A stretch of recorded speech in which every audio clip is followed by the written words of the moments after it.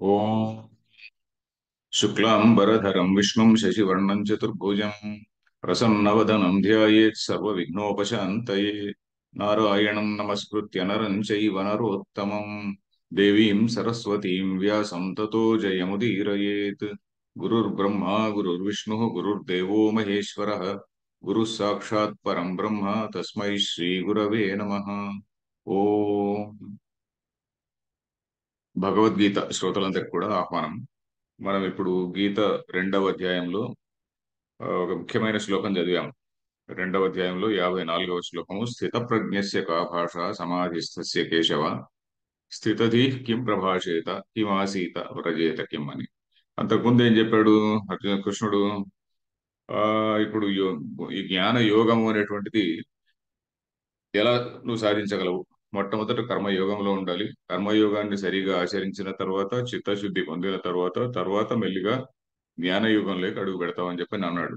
అది ఎలా జరుగుతుంది అంటే, ఎప్పుడైతే శృతి విప్రతిపన్న యథా స్థాస్యతి నిశ్చల అని చెప్పని అన్నాడు కదా. నీ బుద్ధి శృతుల చేత, అనేకమైనటువంటి శృతుల చేత, చాలా చాలా కాంట్రాడిక్టరీ అని కాదు, కాంట్రాడిక్టరీ కాదు, ఇక్కడ ఒకటి చెప్పింటారు అక్కడ ఒకటి చెప్పింటారు. అంటే మోక్ష మార్గాన్ని గురించి నువ్వు శివుణ్ణి పూజించని, మరొకటి ఇంకో చోట విష్ణువుని పూజించని, ఇంకో చోట అగ్ని ఉపాసన చేయమని, ఇంకో చోట ఇంకేదో ఓంకార ఉపాసన చేయమని, ఇలా రకరకాలుగా చెప్పింటారు. ఒకే విషయాన్ని అనేక రకాలుగా చెప్పింటారు.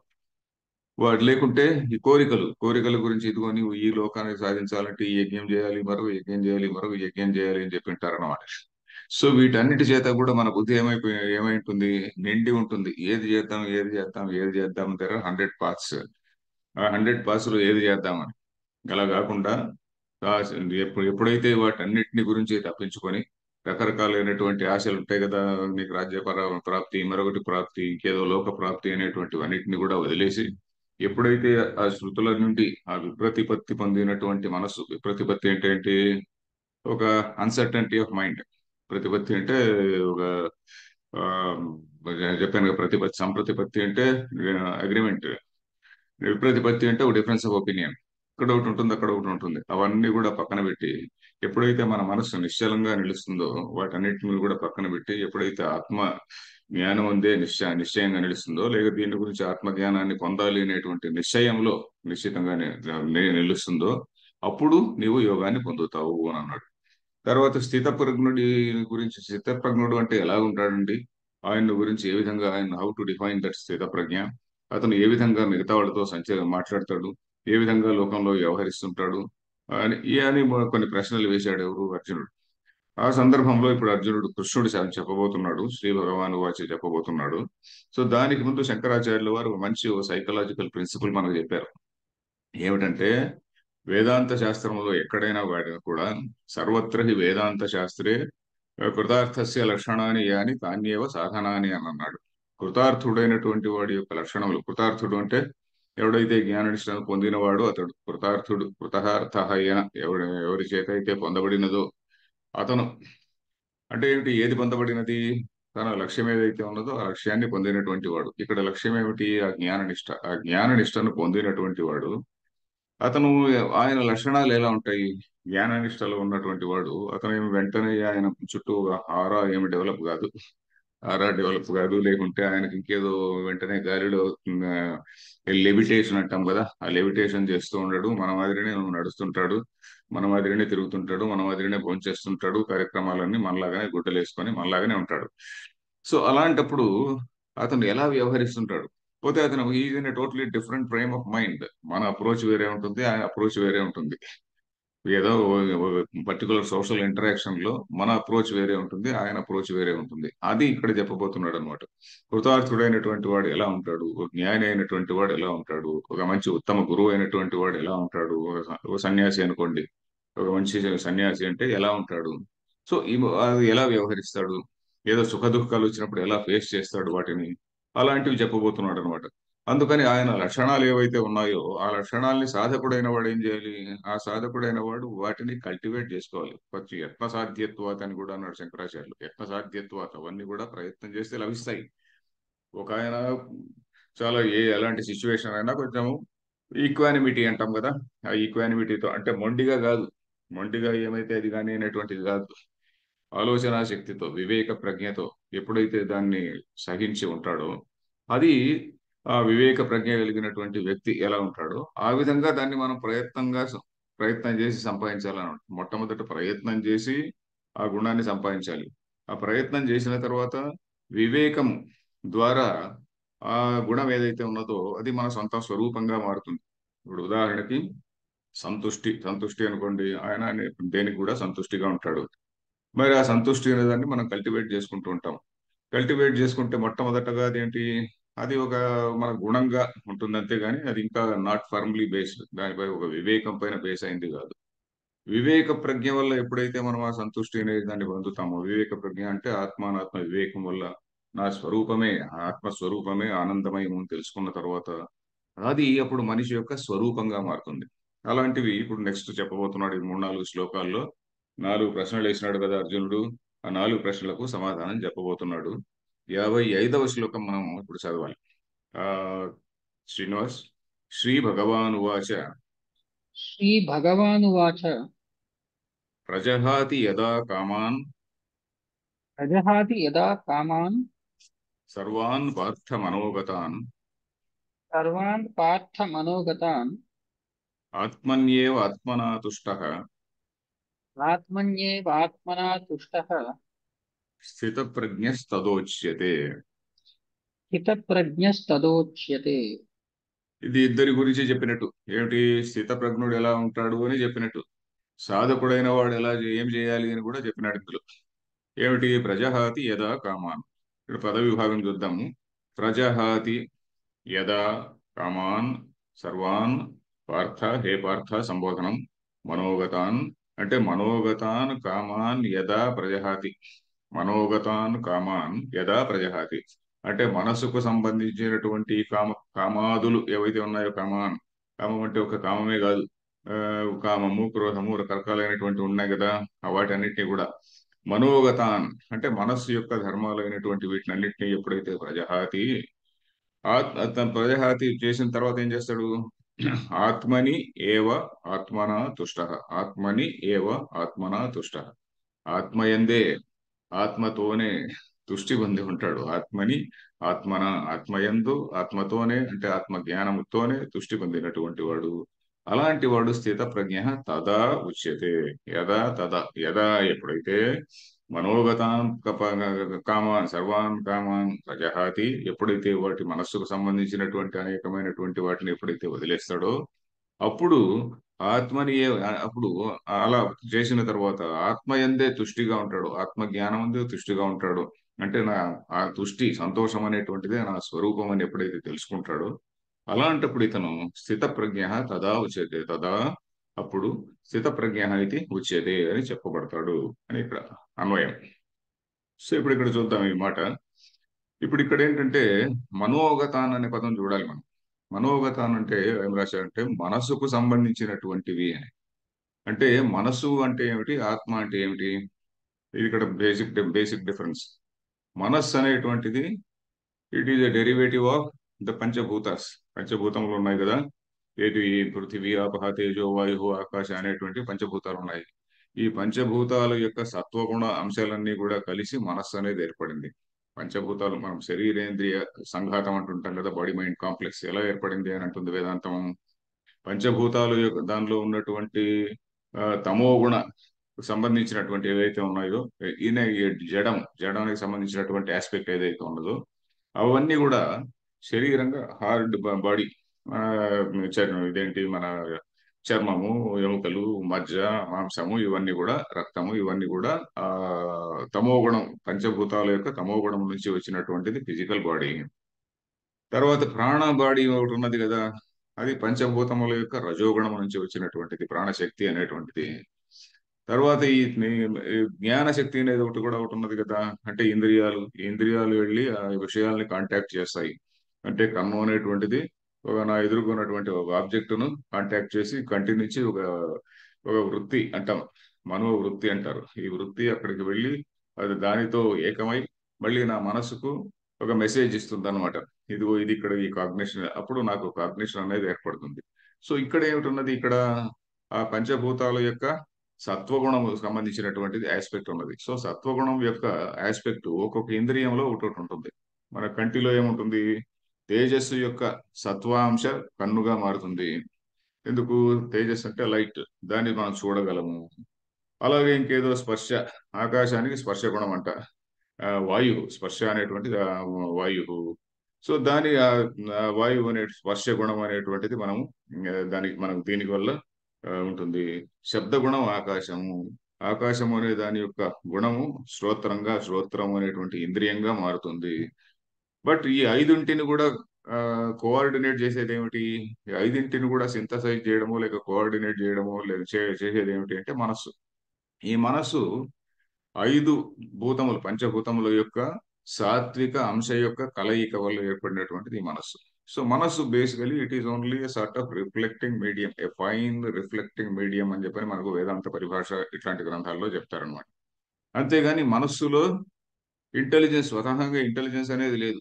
ఇప్పుడు ఏదైతే ఈ కాస్మిక్ ఇంటెలిజెన్స్, మనం ఏదైతే శుద్ధ చైతన్యము పరమాత్మ అంటున్నాం కదా, ఈ పరమాత్మ చైతన్యం అనేటువంటిది అన్ని ప్రాణుల యొక్క అంతఃకరణల్లోనూ కూడా అలా రిఫ్లెక్ట్ అవుతూ ఉంటుంది.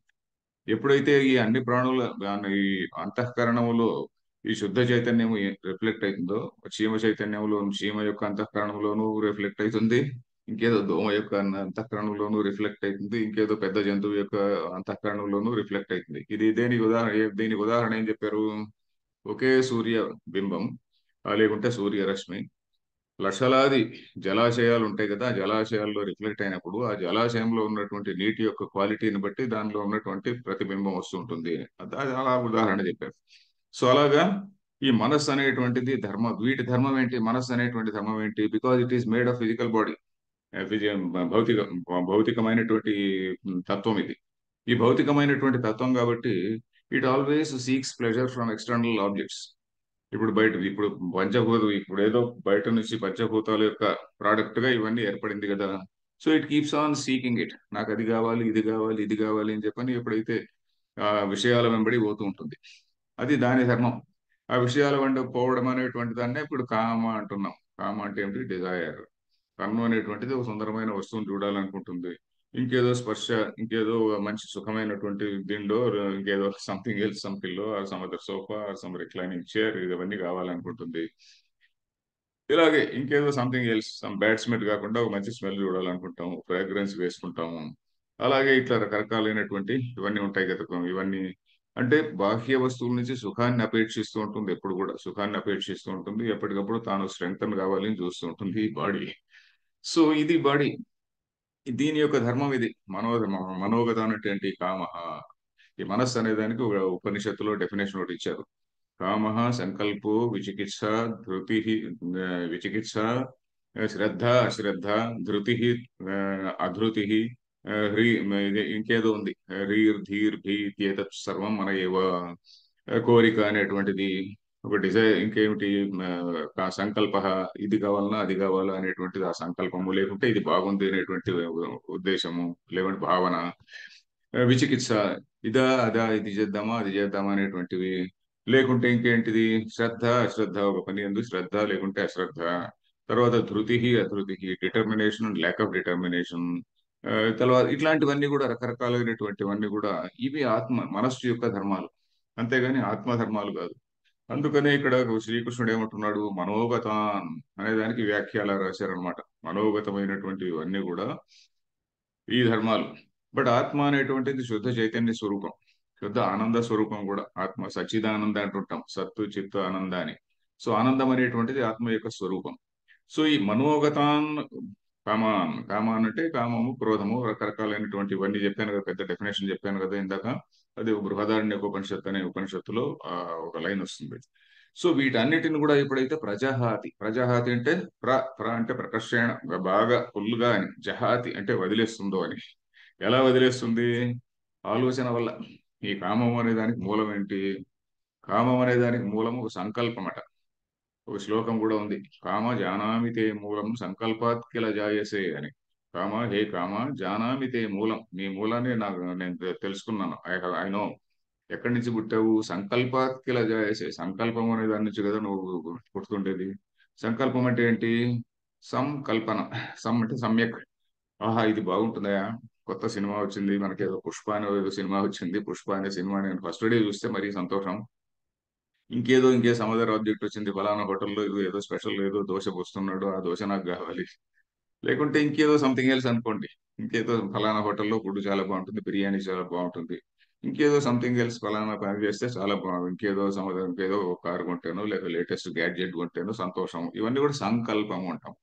దాని ఎందు ఒక శోభనాధ్యాస అనే పదాన్ని మధుసూదన సరస్వతి వాడాడు ఒక చోట.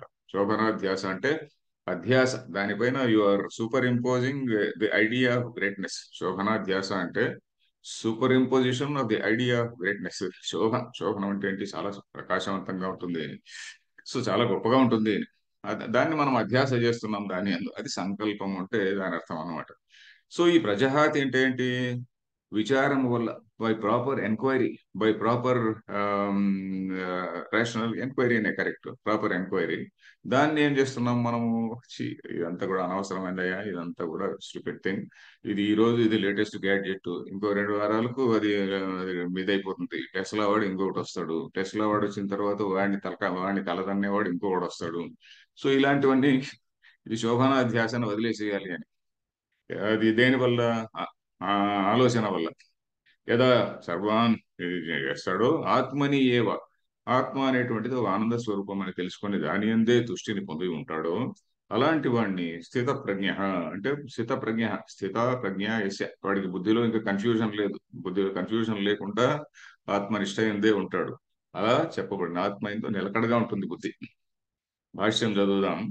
ప్రజహాతి ప్రకర్షేణ జహాతి పరిత్యజతి జహాతి కర్షేణ జహాతి పరిత్యజతి యదా యస్మిన్ కాలే యదా యస్మిన్ కాలే సర్వాన్ సమస్తాన్ కామాన్ ఇచ్ఛా భేదాన్ సర్వాన్ సమస్తాన్ కామాన్ ఇచ్ఛా భేదాన్ హే పార్థ మనోగతాన్ మనసి ప్రవిష్టాన్ హృది ప్రవిష్టాన్. హే పార్థ మనోగతాన్ మనసి ప్రవిష్టాన్ హృది ప్రవిష్టాన్. ఇంకా వాక్యం కంప్లీట్ కాలేదు, ఇక్కడ ఇక్కడ ఆపుదాం. ప్రజహాతి ప్రకర్షేణ జహాతి, ఇప్పుడు ఇందాక ఎక్స్ప్లెయిన్ చేసినాడు కదా, పూర్తిగా సరైనటువంటి ఆలోచన ద్వారా ఎప్పుడైతే వదిలివేస్తాడో, పరిత్యజతి యదా, ఎప్పుడైతే యస్మిన్ కాలే సర్వాన్ సర్వాన్ సమస్తాన్ కామాన్ ఇచ్ఛా భేదాన్, ఈ కామము సంకల్ప విచికిత్స ఇలాంటివన్నీ కూడా ఎప్పుడైతే వదిలివేస్తాడో, అలాగే కామక్రోధాలు, కామం యొక్క బ్రదర్స్ ఇవన్నీ కూడా కామానుజులు అంటారు. కామం ఒకటి ఒకటి ఉంటే కామానుజులు ఎవరు? కామ క్రోధ లోభ మోహ మద మాత్సర్యములు అనేటువంటి కామం తర్వాత జరిగేటువంటి ఒక డిఫరెంట్ స్టేజెస్ అన్నమాట ఇవి. సో కామం యొక్క సోదరులు.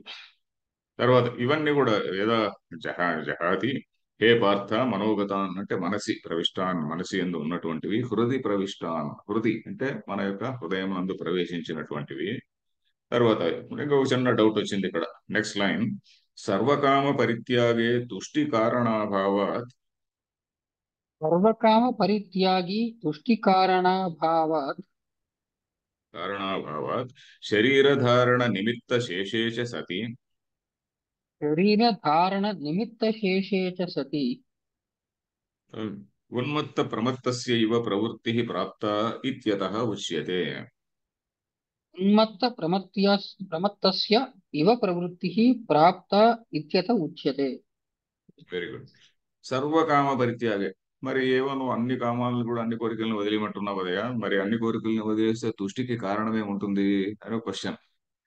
అన్ని ఏదో ఒకటి లభిస్తేనే కదా, ఏదో ఒకటి లభిస్తేనే కదా మనకు తుష్టి. అన్నిటి కూడా వదిలేస్తే ఇంకా తుష్టి ఎక్కడి నుంచి వస్తుంది అనేటువంటి ప్రశ్న ఒకవేళ వస్తుందేమో అని. ఏదో ఒకటి లభిస్తేనే కదా తుష్టి, ఏది లేనప్పుడు తుష్టి ఎలా వస్తుంది? అలాంటప్పుడు శరీర ధారణ అనేటువంటిది కూడా ఒకటి ఉన్నది కదా. ఇప్పుడు ఆత్మజ్ఞాని అయినటువంటి వాడు శరీరాన్ని పోషించకుండా ఇంకా వదిలేసి కూర్చోడు కదా, శరీరాన్ని కూడా పోషించుకోవాలి, ఏదో గుడ్డలు వేసుకోవాలి. ఆ, ఇంకా గుడ్డలు లేకుండా తిరగలేడు కదా, ఉన్మత్తుడిలాగా ప్రమత్తుడిలాగా అంటున్నాడు. శరీర ధారణ నిమిత్త శేషేచ సతి, ఈ శరీర ధారణము అనేటువంటి కారణము శేష, శేషం అంటే మిగిలి ఉన్నది, శేషేచ సతి అంటే మిగిలి ఉండగా అని. శేషే సతి, సతి సప్తమి అంటాం చూడండి అది. ఆ మిగిలి ఉండగా మరి ఆయన ప్రవృత్తి ఎలా ఉండొచ్చు? ఉన్మత్త ప్రమత్తస్యేవ, ఉన్మత్తుడు లాగా ప్రమత్తుడిలాగా. ఉన్మత్తుడు ప్రమత్తుడు అంటే మనం ఏదో చిన్నగా డిఫరెన్స్ ఏదో చెప్పుకోవాలి. ఉన్మత్తుడు అంటే ఇంకా వాడు బాగా మదించిన ఏదో మాదక ద్రవ్యం. మాదక ద్రవ్యం అంటే ఏంటి? మదాన్ని పెంచేటువంటి ద్రవ్యం. ఉన్మత్త. ఉన్మత్తుడు అంటే ఏదో అలాగా ఉన్మత్తుడిలాగా, ఉదాహరణకు గుడ్డలు లేకుండా తిరుగుతుంటాడు, లేకుంటే ఇంకేదో సమదర్ ఏదో తినరానివన్నీ తింటుంటాడు అనుకోండి. సో అలా ప్రవర్తించినప్పుడు he will not be a good role model for other people. జ్ఞాని అయినటువంటి వాడు ఉన్మత్తుల్లాగా గుడ్డలు లేపేసి తిరుగుకుంటూ ఇష్టపడితే ఎలా వస్తే అలా ఉండి ఇవన్నీ చేస్తుంటే అతను ఈ సమాజానికి ఎలాంటి మార్గాన్ని చూపించలేడు.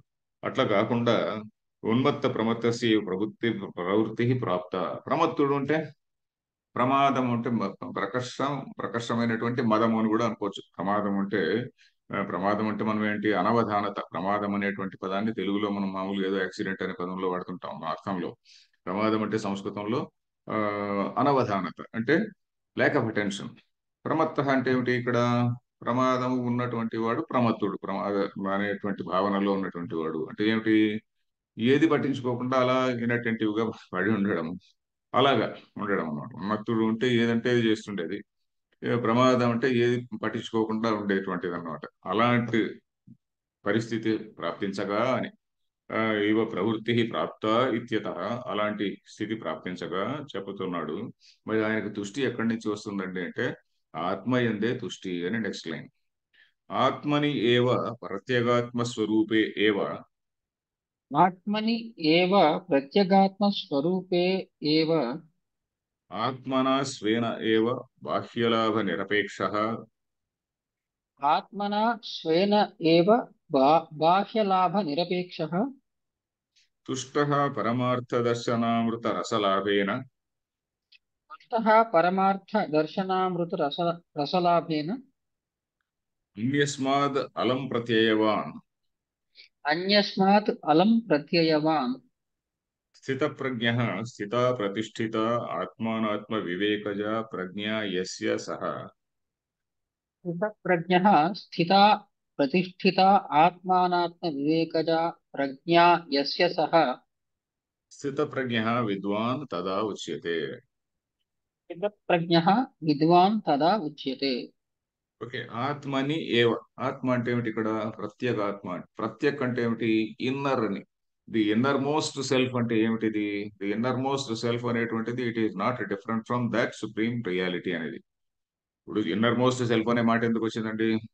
మనకు శరీరంలో మనకు డిఫరెంట్ లేయర్స్ ఆఫ్ ఇది చెప్తాం కదా. అన్నమయ కోశ, ప్రాణమయ కోశ, మనోమయ కోశ, విజ్ఞానమయ కోశ, ఇవన్నీ కూడా చెప్పిన తర్వాత ఆనందమయ కోశ, ఇది కూడా ఒక కోశమే కాబట్టి దానికంటే ఇన్నర్ మోస్ట్ అంటే ఏమిటి?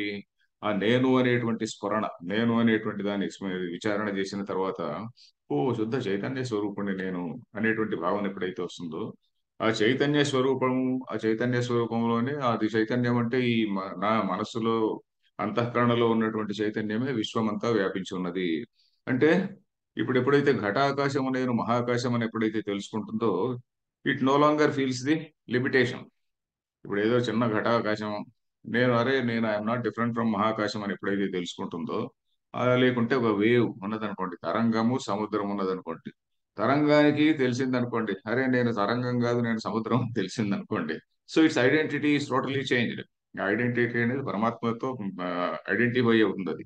సో అలాంటప్పుడు ఇంకా దాన్ని పొందాల్సింది ఏమీ లేదు అందులో.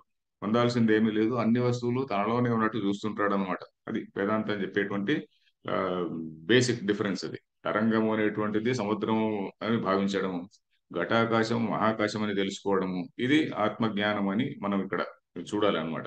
సో అలాంటప్పుడు ఇతను పొందవలసింది ఏమీ లేదు కాబట్టి అది ఆనంద స్వరూపం. ఆత్మ అనేటువంటిది ఆనంద స్వరూపం అన్నారు.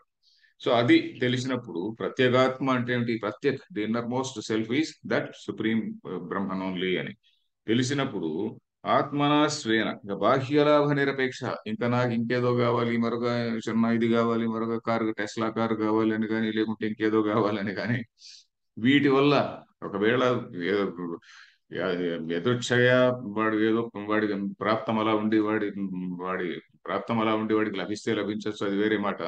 దానివల్ల వీడు హర్షాన్ని ఉద్వేగాన్ని పొందడు. మళ్ళీ అది ఉంటే ఉంటుంది లేకుంటే లేదు. Is not bothered about it. So బాహ్యలాభ నిరపేక్ష. బాహ్యలాభం యొక్క అపేక్ష లేదు. అపేక్ష అంటే అది ఉంటేనే నాకు సంతోషం, అది ఉంటే అది లేకుంటే సంతోషం లేదు అనేటువంటిది అపేక్ష. డిపెండెన్సీ. ఆ డిపెండెన్సీ అనేది లేదనమాట. దేనిపైన డిపెండెన్సీ అనేది లేదు. బాహ్యలాభ నిరపేక్ష. తుష్ట దేనిందు తుష్టి? పరమార్థ దర్శనామృత రసలాభేన. పరమార్థము, ఆ సుప్రీం గోల్, సుప్రీం రియాలిటీ ఏమిటో దాని యొక్క ఆ దర్శనము అనేటువంటిదే అమృత రసము లాంటిదంట. ఆ అమృత రసము యొక్క లాభాన్ని పొందినటువంటి వాడై అన్యస్మాత్ అలం ప్రత్యయవాన్. అన్యస్మాత్ అంటే ఏమిటి? మిగతా విషయాల నుండి. అన్యస్మాత్ విషయాత్ అని. మిగతా దేని నుంచి కూడా, అది ఆత్మజ్ఞానాన్ని పొందిన తర్వాత, ఆత్మ ఆనందాన్ని పొందిన తర్వాత, నాకు ఇది ఉంటే ఆనందం ఉంటుంది, ఇది లేకుంటే ఆనందం లేదు అనేటువంటిది అలాంటిది ఉండదు. అన్యస్మాత్ అలం ప్రత్యయవాన్. అలం అంటే ఏమిటి? చాలు అని. అలం, అలం, అలం అంటే ఏమిటి? చాలు అని. అలం అనేటువంటి ప్రత్యయ. అనలం అనేటువంటి మాట మనం వినుంటాం. అనలము. అనలం అంటే ఏంటి? ఎంత వేసినా అది అలం అని అనదు. అగ్ని ఉన్నదనుకోండి, ఎన్ని వస్తువులు వేసినా కూడా అలం అనే మాట ఉండదు, ఇంకా పెరుగుతూనే ఉంటుంది. అది అనలం అంటారు. అందుకని అలం అలం అలం అలం పుత్రక అని చెప్పని అదేదో సినిమాలో, ఆ, మాయాబజార్ సినిమాలో సూర్యకాంతం అంటూ ఉంటుంది. ఆయన ఘటోత్కచుడిని చూసి, "ఓయ్, చాలు చాలు నాయనా, చాలు నాయనా" అనడానికి అలమలం పుత్రక అలమలం అంటూ ఉంటుంది. సో ఆ విధంగా అలం అంటే చాలు అని. మాయాబజార్ సినిమాలో చాలా సంస్కృత పదాలు ఎక్కడెక్కడ వాడుతుంటారు. ఎవరు? ఆ, రాక్షస మాత వాడుతుంటుంది. సో ఎనివే, అలం ప్రత్యయవాన్. అలం అనేటువంటి బుద్ధి కలిగినటువంటి వాడు స్థిత ప్రజ్ఞ. స్థిత ప్రజ్ఞుడు అంటే ఏంటి? స్థిత ప్రతిష్ఠిత, ప్రతి నిలకడగా ఉన్నటువంటిది. ఏమిటి? ఎందువల్ల? ఆత్మ అనాత్మ వివేకజ ప్రజ్ఞ. ఆత్మ ఏమిటి, అనాత్మ ఏమిటి అనే దాని గురించి వివేకం. వివేకం అంటే ప్రాపర్ ఎంక్వైరీ, ఇన్వెస్టిగేషన్ చేసినటువంటి వాడు. అందువల్ల అలా చేసిన వాడి ప్రజ్ఞ, అలాంటి వాడు స్థిత ప్రజ్ఞ విద్వాన్. విద్వాన్ అనే మాట అప్పుడప్పుడు మనం వింటుంటాం. విద్వాన్ అంటే ఏదో పండితుడు, ఆ, హిందీ పండితుడు, తెలుగు పండితుడు అన్నట్టు కాదు. విద్వాన్ అంటే ఆత్మజ్ఞానాన్ని తెలుసుకున్నటువంటి వాడు అని అర్థం అనమాట. విద్వాన్ తదా ఉచ్యతే అంటే విషయాల నుంచి ఆనందం కాకుండా బ్రహ్మ జ్ఞానం వల్ల ఆనందం, బ్రహ్మానందం అంటుంటాం. బ్రహ్మానందం అనేటువంటిది ఒక చాలా సీరియస్ వర్డ్. వేదాంత శాస్త్రంలో చాలా సీరియస్ వర్డ్ అది. సో విషయానందం వేరే, బ్రహ్మానందం వేరే. ఈ విషయానందం అనేటువంటిది బ్రహ్మానందములో ఒక చిన్న లేశం అంటాం. మనం పొందే అనేకమైనటువంటి ఆనందాలు ఆ బ్రహ్మానందం యొక్క లేశములే ఇవన్నీ కూడా. ఎందుకంటే మన ఆనంద స్వరూపం మనం కూడా. అందుకని ఆ బ్రహ్మాండం విషయానం, కానీ అది మనకు తెలియదు కాబట్టి ఏదైనా విషయం లభించినప్పుడు ఆ విషయం వల్ల ఆనందాన్ని పొందుతుంటాము. ఆ బ్రహ్మానందంలో ఒక చిన్న లేశం లాంటిది అని చెప్పనే విషయం ఇక్కడ. Next line. త్యక్త పుత్ర విత్ర లోకైషణ సన్యాసి పుత్ర విత్త లోకైషణః సన్యాసి ఆత్మారామ ఆత్మక్రీడ స్థిత ప్రజ్ఞ ఇత్యర్థః. ఆత్మారామः ఆత్మక్రీడः స్థితప్రజ్ఞः ఇత్యర్థः. ఇక్కడ ఈ మూడు ఏషణల గురించి చెప్పాడు. ఏషణ అంటే డిజైర్, విష్ అంటుంటాం కదా, ఏషణ. లోక ప్లస్ ఏషణ లోకైషణ. పుత్రైషణ, దారైషణ, ఇదేంటి, విత్తైషణ. పుత్ర ప్లస్ ఏషణ పుత్రైషణ. అకారానికి ఏ చేరిస్తే ఐ అయిపోతుంది. అదేదో సంధి, వృద్ధి సంధి ఏదో ఉంది చూడండి అది. చిన్నప్పుడు ఏదో చదివింటాం వృద్ధి సంధి అని. త్యక్త పుత్ర విత్ర లోకైషణ. పుత్రైషణ, లోకైషణ, విత్తైషణ, లోకైషణ. పుత్రుడు అనే దాని గురించి ఒక ఏషణ.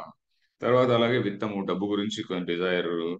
లోకముల గురించి డిజైర్. లోకముల గురించి డిజైర్ అంటే నేను ఏదో ఫలానా ఆ, ఉపాసన చేసి, నేను ఫలానా దేవుణ్ణి ఉపాసన చేసి ఫలానా ఏదో లోకాన్ని పొందాలి అనేటువంటి లోకం అంటే ఒక స్థితి.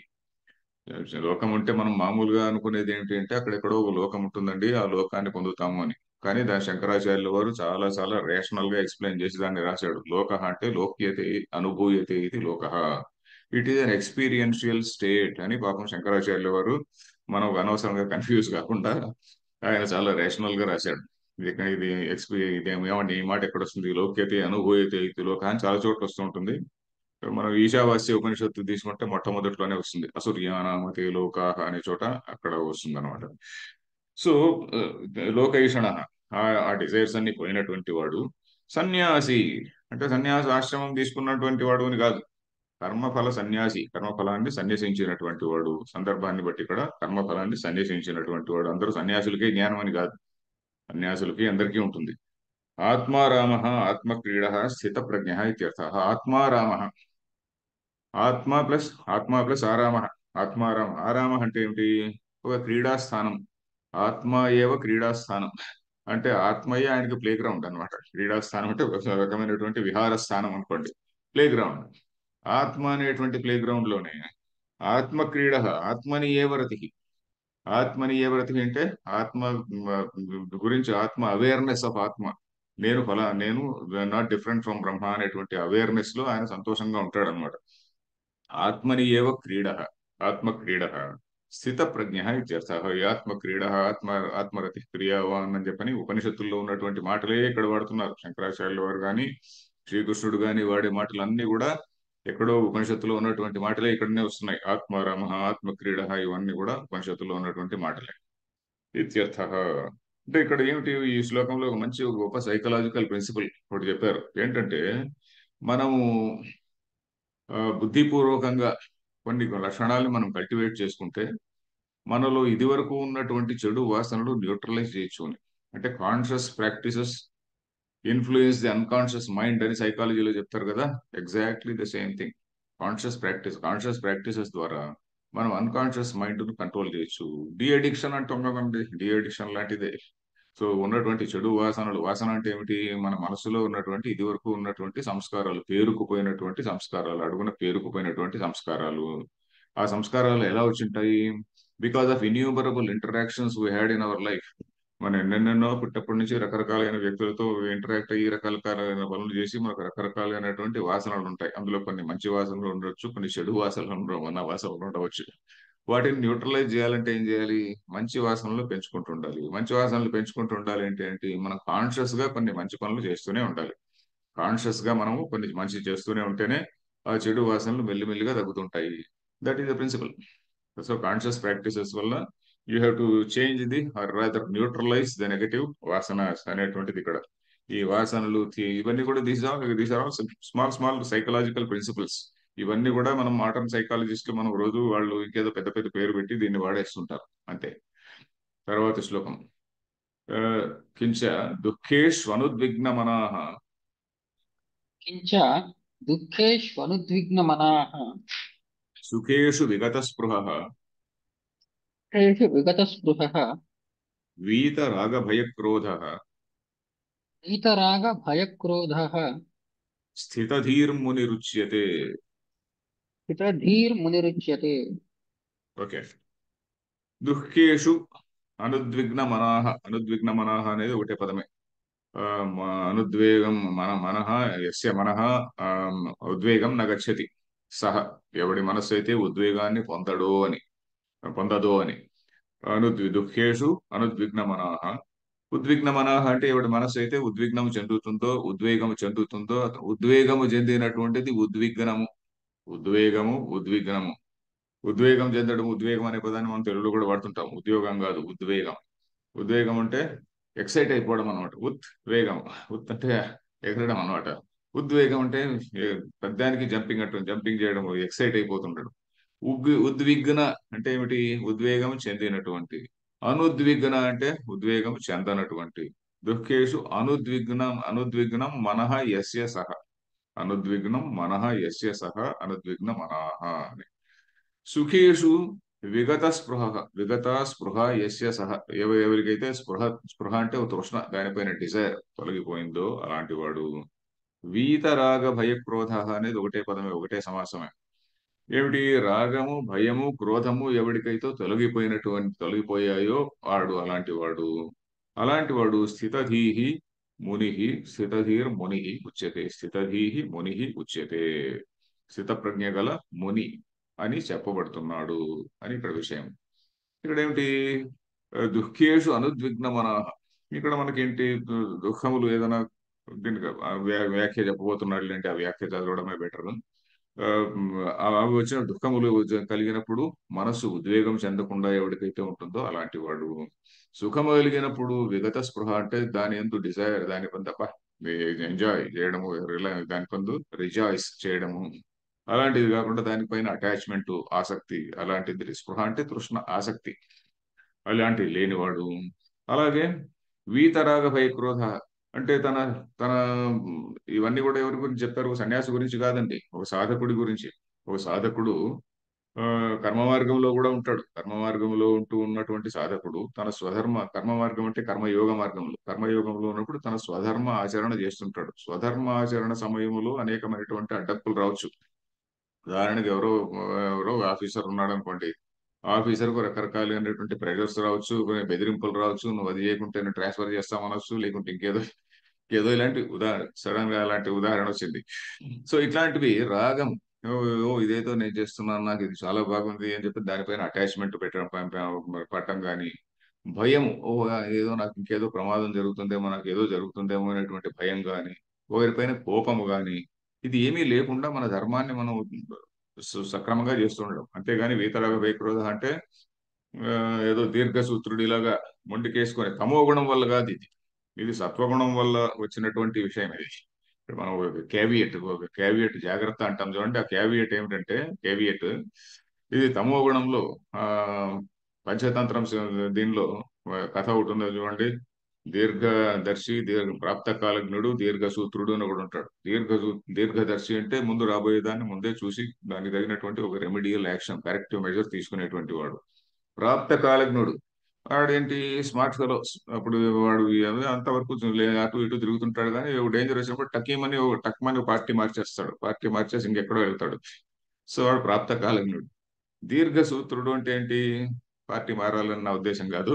దీర్ఘసూత్రుడు అంటే మొండికేసుకొని, ఈ మొండికి కూడా కాదు, అజ్ఞానం వల్ల, తమో గుణం వల్ల ఏం కాదులే, నథింగ్ విల్ హ్యాపెన్. దాన్ని యద్భవిష్యుడు అని కూడా అంటారు. దీర్ఘసూత్రుడు, యద్భవిష్యుడు అంటే ఏదో ఒకటి జరుగుతుందిలే అనుకునేటువంటి వాడు. ఈ మాటలన్నీ కూడా మా కొన్నాళ్ళ క్రితం వాడుకలో ఉండేవండి. మేము చిన్నప్పుడు మా ఇళ్లలో వినేవాళ్ళం. వాడు యద్భవిష్యుడు అనేవాడు. యద్భవిష్యుడు అంటే వాడి ఫ్యూచర్ లో ఏం జరుగుతుంది అనేటువంటి దాన్ని పట్టించుకోకుండా ఏదో చాలా ఫూలిష్ గా తిరుగుతున్నాడు, అల్లాటప్పగా తిరుగుతుంటాడు అంటాడు కదా, వాడిని యద్భవిష్యుడు అనేవాళ్ళు. సో ఇప్పుడు ఆ మాటలన్నీ కరువైనాయి. ఎందుకంటే మనం పంచతంత్రం మనం చదవడం లేదు కాబట్టి ఆ, ఆ మాటలన్నీ లోపించినాయి. సో ఎనీవే, ఆ విధంగా తమో గుణం వల్ల ఊరికే ఏమైతే గాని లేని కూర్చునేటువంటి వాడు కాదు. ఇక్కడ వీతరాగ భయక్రోధ అంటే ఆత్మాత్మ వివేకం వల్ల దాని గురించి స్వధర్మ ఆచరణ సమయంలో తాను ఆ, ధైర్యంగా ఒక పనిని చేయడము అనేటువంటిది ఇక్కడ చెప్పబడింది. వీతరాగ భయక్రోధ స్థితధీహి ముని ఉచ్యతే. ముని అనే పదానికి ఏంటంటే మననశీల చెప్పబోతున్నాడు శంకరాచార్యుల వారు. రాయలేదు. ముని అంటే ఏంటంటే మననాత్ మునిహి అని. మననం అంటే ఏంటి, ఆలోచించడం. మననాత్ మునిహి అని, మౌనంగా ఉండడం. మౌనం అంటే ఏంటి, మనం సైలెన్స్ అనుకుంటాం. మౌనం అంటే మననం చేసేటువంటి స్థితి. మౌనం అంటే నోరు మూసుకొని ఉండడం అని కాదు, మననం చేస్తూ ఉండేటువంటి స్థితి మౌనం. మునేహ భావ మౌనం. మననం చేసేటువంటి వాడు ముని. ఆ ముని యొక్క లక్షణము మౌనం. మునేహ భావ మౌనం. సో ఆ విధంగా ఇప్పుడు భాష్యం చూద్దాం. దుఃఖేషు ఆధ్యాత్మికాదిషు ప్రాప్తేషు తేషు ఆధ్యాత్మికాదిషు ప్రాప్తేషు న న ఉద్విగ్నం న ప్రక్షుభితం ఉద్విగ్నం న ప్రక్షుభితం దుఃఖప్రాప్తౌ మనః యస్య సహ అయం అనుద్విగ్న మనః. సో మనః యస్య సహ అనుద్విగ్నమనాః. ఓకే. దీనిలో ఇప్పుడు శంకరాచార్యులు చాలా సమాసాలకు అర్థం కూడా రాస్తుంటారు. ఎవడి మనస్సు అయితే ఉద్విగ్నము కాదు, అలాంటి వాడు అనుద్విగ్న మనః. చెప్పాను కదా, ఉద్విగ్న మనః, అనుద్విగ్న మనః అని. సో ఇప్పుడు దుఃఖములు ఎలాంటి దుఃఖములు అంటే ఆధ్యాత్మిక ఆదిషు. ఈ పదాలు మనం ముందు కూడా విన్నాం. ఆధ్యాత్మిక, ఆది భౌతిక, ఆది దైవిక అని. ఆధ్యాత్మిక అంటే ఏమిటి, మనలోనే. ఈ రోజు ఏదో మంచి తిండి తిన్నాం అనుకోండి, మంచి హ్యాపీగా తిండి తిన్నా, పొట్టలో చాలా హాయిగా ఉందనుకోండి, ఆ దాని వల్ల కలిగేటువంటి సంతోషం ఆధ్యాత్మికం. ఆధ్యాత్మికం కాకుండా దుఃఖం కదా ఇక్కడ. ఏదో చాలా చాలా ఇరిటబుల్ తిండి తిన్నాను, ఏదో కడుపులో చాలా అలజడిగా ఉందనుకోండి, లేకుంటే ఇంకేదో జలుబు చేసింది, మరి దగ్గు చేసింది, మరొకటి, ఇవన్నీ ఆధ్యాత్మికమైనటువంటి మనలో ఫిజికల్. అధ్యాత్మం అంటే ఏమిటి, అధి ప్లస్ ఆత్మ. అధ్యాత్మం అంటే మనలోనే ఉండేటువంటిది. అధ్యాత్మం అంటే ఆత్మని ఇది అధ్యాత్మం అని అవ్యయీభావ సమాసం. సో దానిలో ఆధ్యాత్మికం అంటే అధ్యాత్మకు సంబంధించినటువంటిది ఆధ్యాత్మికం. అధ్యాత్మం అనేది వేరే, ఆధ్యాత్మికం అంటే వేరే. ఆధ్యాత్మికం అనేది దట్ ఇస్ అగైన్ అడ్జెక్టివల్ ఫార్మ్. అధ్యాత్మం ఇది తన బాడీ, విదిన్ ద బాడీ. ఇదేంటి ఇలాంటివి మనకి ఏదో చిన్న చిన్నగా రోగాలు, దగ్గులు, జలుబులు ఇట్లాంటివి. తర్వాత ఆది భౌతికం. ఆది భౌతికం అంటే ఎవడో అనవసరంగా నాకు తలనొప్పి ఎవడితోనో ఏదో మాట్లాడితే వాడు నాకు తలనొప్పి తెస్తాడు, వాడు నా దెబ్బలాడతాడు, లేకుంటే ఇంకేదో ఆర్గ్యూ చేస్తాడు, ఇంకేదో ఇట్లాంటివన్నీ ఆ కర్మ కొద్దీ వాడు ఈ రోజు నాకు దొరికాడు అనుకుంటాం. సో అది ఆది భౌతికం. లేకుంటే ఇంకెక్కడో పోతూ పోతుంటే ఏదో పడతామో ఏదో జరుగుతుంది, సంథింగ్ లైక్ దాట్. అది ఆది దైవికం అంటే దైవికంగా అనుకోకుండా వచ్చినటువంటివి. చాలా దైవికంగా వచ్చింది అంటే దైవికంగా మనకి ఏదో ఒక మంచి జరిగింది. ఇప్పుడు ఇది దుఃఖం గురించి చెప్తున్నాడు కదా. దైవికంగా ఉదాహరణకు ఏదో పిడుగుపడింది, లేకుంటే మొన్న ఏదో ఫ్లాష్ ఫ్లడ్స్ వచ్చింది పాపం అమెరికాలో చాలా మంది అమ్మాయిలు చిన్న చిన్న పిల్లలు కొట్టుకొని పోయారు. లేకుంటే ఇంకేదో దైవికంగా ఇంకెక్కడో వరదలు వచ్చాయి, మునిగిపోయింది, పంటంతా నాశనం అయింది అనుకోండి. పంటంతా నాశనం మనం ప్రతిసారి చూస్తూనే ఉంటాం. మామిడికాయల టైంలో సరిగ్గా అప్పుడే వడగళ్ల వానలు వచ్చి పన్ని పడిపోతుంటాయి, పాపం రైతులంతా నష్టపోతుంటారు. ఇలా రకరకాలైనటువంటి ఇవన్నీ ఆది దైవికమైనటువంటి. అది దైవం. దైవ ఒక ప్రావిడెన్షియల్ అంటుంటాం కదా మనం. ఆ ప్రావిడెన్షియల్ ఒక్కోసారి పాజిటివ్ సెన్స్ లో కూడా వాడుతుంటాం, చాలానే చాలా మటు పాజిటివ్ సెన్స్ లో వాడుతుంటాం. ఓ ప్రావిడెన్షియల్ ఎస్కేప్ అంటుంటాం. సో ప్రావిడెన్షియల్ గా కొన్ని చెడులు కూడా జరుగుతుండొచ్చు. సో అది ఆధ్యాత్మిక ఆదిషు. ఆధ్యాత్మిక ఆది అంటే ఆధ్యాత్మిక ఆది దైవిక, ఆది భౌతిక, ఆది దైవిక వాటిలో లభించేటువంటిది లభించినప్పుడు ఎవడి మనసు అయితే ప్రక్షుభితం. ప్రక్షుభితం అంటే శోభను చెందదు అని. శోభ. శోభ అంటే ఏంటి? కదిలివేయడం, కుదిపివేయడం అనమాట. దుఃఖప్రాప్తౌ మనః యస్య నా ఉద్విగ్నం ప్రక్షుభితం దుఃఖప్రాప్తౌ మనః యస్య. ఎవడి మనసు అయితే ఎలా కాదో అలాంటి వాడు అనుద్విగ్న మనః. అలాగా సుఖేషు. ఆ సుఖాలు కూడా ఆధ్యాత్మికాది సుఖాలు ఉండొచ్చు.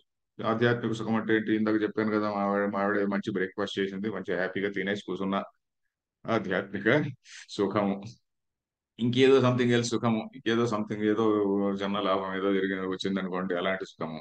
ఇంకేదో అది దైవికమైనటువంటి సుఖము, ఇంకేదో something some other thing happens అనుకోండి, అలాంటి సుఖము. అలాంటి వాటి ఎందు విగత స్పృహ తృష్ణ, దాని ఎందు కోరిక. యస్య యస్య అలాంటిది. అది ఎలాంటిది కాదంట, ఇది చదవాలి కదా ఇది మనం ఇంకా. తథా సుఖేషు ప్రాప్తేషు విగత స్పృహ తృష్ణ యస్య.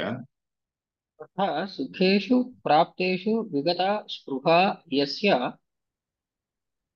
తృష్ణ అనే మాట కూడా ఉంది నా బుక్ లో. స్పృహ తృష్ణ ఆ, స్పృహ యస్య నా అగ్నిరివ ఇంధనాద్యాధానే.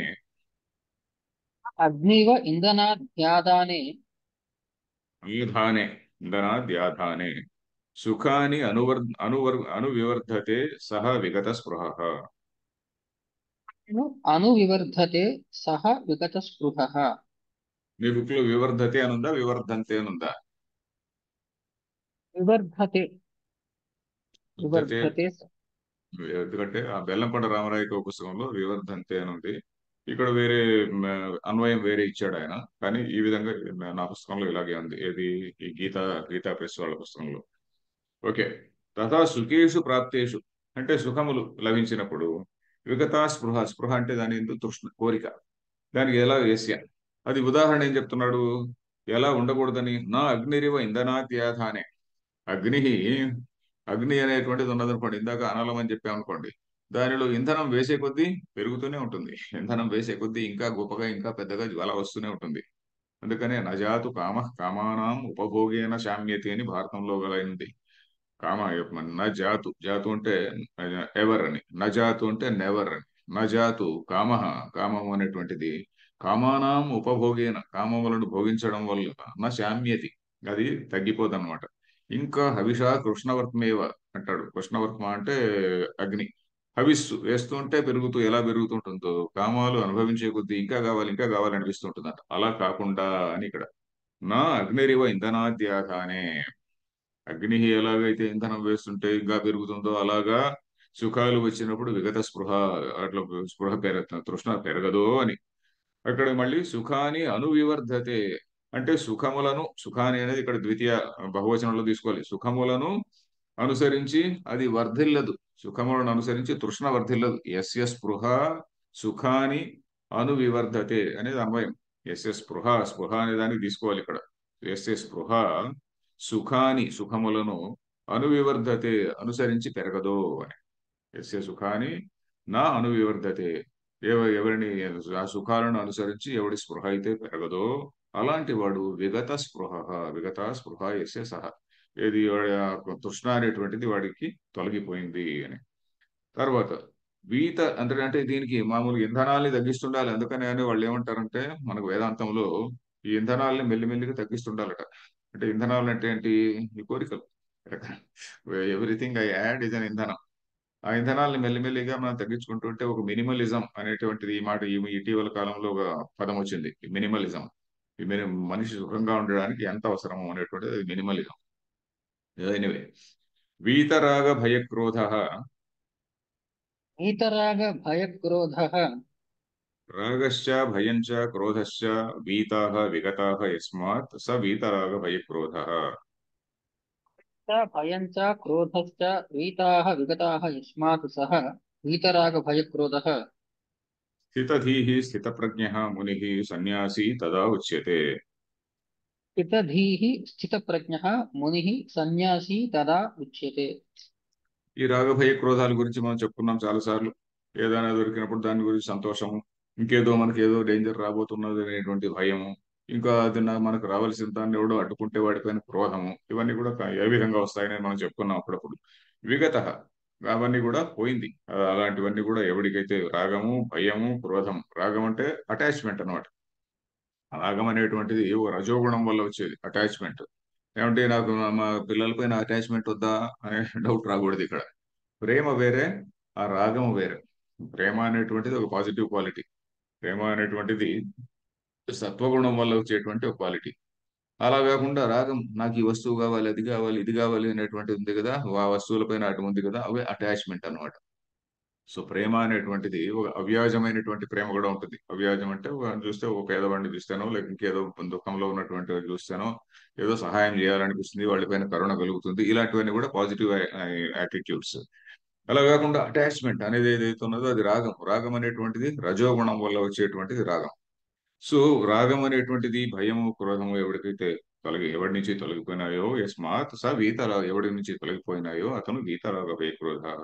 అతడు స్థితధీహి, స్థితమైనటువంటి ప్రజ్ఞ గలవాడు. మునిహి అంటే ఇక్కడ సన్యాసి అని అర్థం రాశాడు.